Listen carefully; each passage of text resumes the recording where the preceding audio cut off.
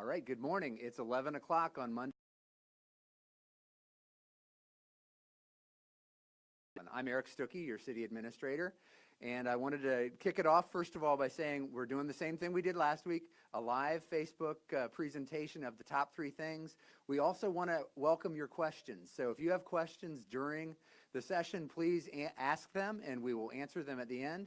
I also have about 4 questions from last time that came in that I will answer also for you. So, okay, let's kick off our top 3 things. Number 1 for our top 3 things is 3 letters, QLP. So here to help explain that is Jeff Willoughby. Jeff leads our stormwater program here at the City of Franklin as our stormwater coordinator. And so we'll have Jeff tell you what QLP means. Take it away, Jeff. All right, thanks, Eric. QLP stands for Qualified Local Program, and it's a designation given from the Tennessee Department of Environment and Conservation, also known as TDEC, to a local municipality that meets or exceeds provisions in the state's construction general permit. And basically what it allows the city to do is review and issue permits for construction sites on the state's behalf. And ultimately what that does is that for the city of Franklin and the residents of Franklin is it provides a more efficient and more effective construction site runoff control program. And sediment is the most common form of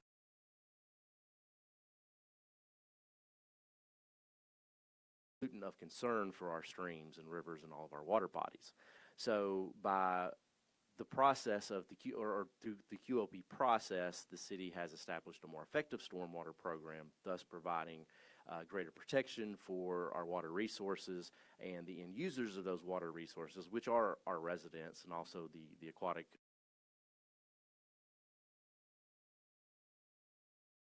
recreation or turning on the faucet. It is providing ultimately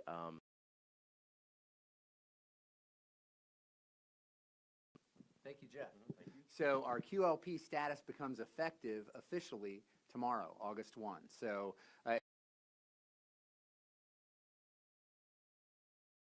in our river. So great news there. Okay, I'm going to my official 3 things post-it. And so number 2 is I wanted to touch base with you all about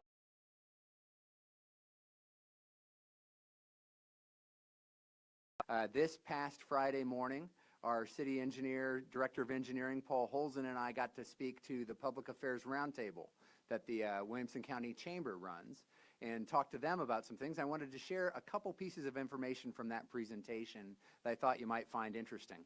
And that's right up on the screen. That presentation will be posted on our website today, so you can look at it and get more detail. But one of the key slides was our second slide that talks about the completed projects in the last 5 years. So in the last 5 years, we've completed over $167 million in the community, and that excludes water and sewer investments. So that's transportation, facilities, parks and recreation, those sorts of projects. And by far the largest number has been in transportation. We always hear the concern around traffic in the community, and we understand that clearly is a major priority. And of that $167 million of completed projects, over $140 million were in transportation. So we've made some good headway in some areas, but we know there's lots to be done. And I wanted to highlight 5 projects that have been approved in the last year that will have huge impact in terms of transportation. Let me just touch on what those are each individually. The first 2 are local projects that have been approved. East McEwen, which will go from Cool Springs out to Wilson Pike, that will improve that road and basically take it from a country road to the type of road that you see on the first part of McEwen closer to Nissan, which is a 4-lane divided roadway. That's a $27.5 million project. That's been approved by our board as part of the $74 million worth of projects in Invest Franklin, our first group of projects there. Franklin Road improvements from downtown out to Harlansdale. That's a $14 million project. Again, that's been improved. The design is complete, and we're right now working on obtaining the easements and right-of-way we need to build the project. Now, the next 3 are state-funded projects, and they're biggies. One that everyone has heard about and talked about is the extension of Mack Hatcher, the northwest segment, which will take it from Hillsborough all the way to 96 West on the west side of the city, a critical project. one that's been hoped for probably over 15 years or more in this community. And we estimate, and these are rough numbers, that's probably around a $40 million construction project. The next one I wanted to highlight is Columbia Avenue, and that's improvements from Downs Boulevard south to Mac Hatcher, and I'll be talking a little bit about that later in one of the questions, but that's about a $20 million construction project, and we're working on the design ideas on that one right now. And then the fifth and final on my list of important projects is the 96 East improvements that the state just approved that'll go from Arno Road out east and is about a $37.5 million project. So those five together are over $139 million worth of projects just in the last year that we've gotten state approval or local funding approval to move forward on. So those are huge projects. Transportation, we know, is a critical issue, and we're working hard to deliver on those projects. All right, third and final on our big three or top three. It's going to be a big Friday night here in Franklin. First of all, the county fair kicks off at the Ag Center in South Franklin. So that's a huge event, lots of fun for kids, kind of the last hurrah of summer before everybody goes back to school. So look for that. And then also Friday night, the Titans are coming to town. They're going to be practicing at Centennial High School. I think the practice starts around 7 o'clock at the high school stadium at Centennial. So look for that. That should be a great time for families as well. Totally open practice. All right, so let me we got 4 questions last time. I'll answer those quickly, and we'll see if we have any other questions that have rolled in while we've been doing our 3 things. First one, Mindy asked us about Lewisburg Pike. There's some repairs going on there, and what exactly was happening there. There's a couple things going on. The city is making some water and sewer line improvements in the Thompson Alley neighborhood area. We're also improving the roads. We're going to put a little park in that neighborhood.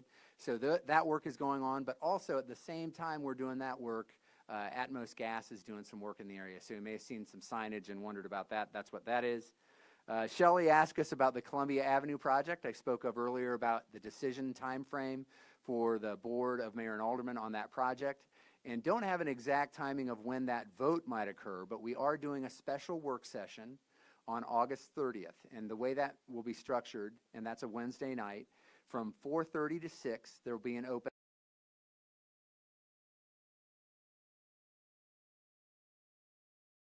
information that way, and we'll give you information there. And then at 6 o'clock, we'll have a regular work session of the board dedicated entirely to discussing Columbia Avenue. So we've got 2 primary designs that there's been some interest in. We've updated all of those designs to try to address, quite frankly, the shortfalls or concerns around each of those designs.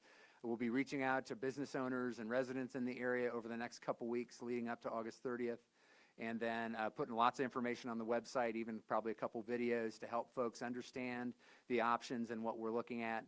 And then on August 30th, the board will discuss it further, and we'll get some direction about when they want to vote. All right, the other question I got was about Hillsborough Road, the project that's underway right now. When will that be complete? That's the area that runs by Franklin High School up to Mac Hatcher. And we look to complete that project by the end of the year. By the year, I mean 2017. So the end of December 2017. We look to have that project, long-awaited project, completed. The last question we received was from Jacob, who asked about Mac Hatcher project.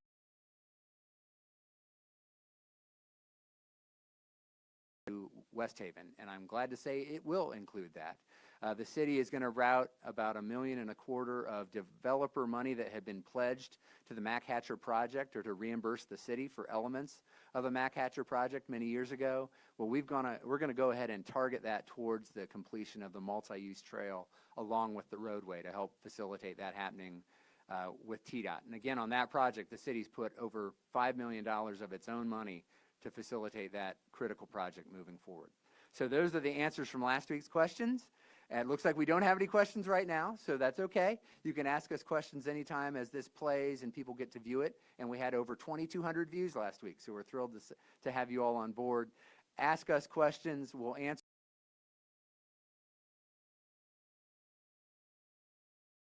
Do them live next time we do the top 3 things, which will be next Monday at 11 a.m.